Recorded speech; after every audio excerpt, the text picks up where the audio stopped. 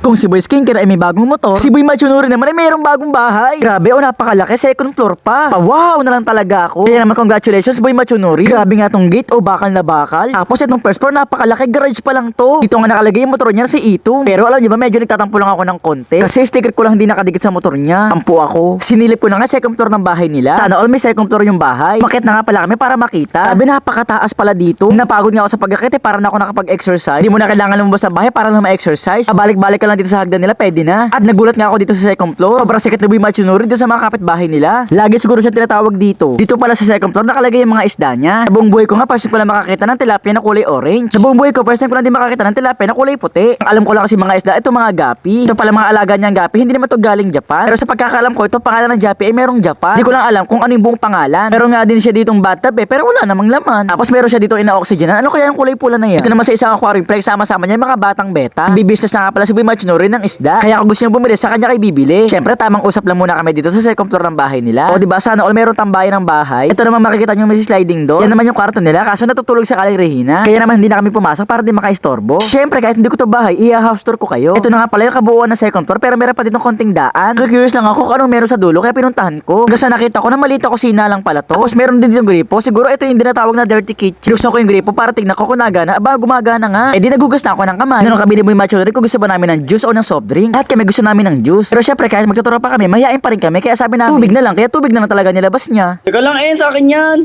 Okay lang yan, Ako. ilan pa rin naman. Akin yan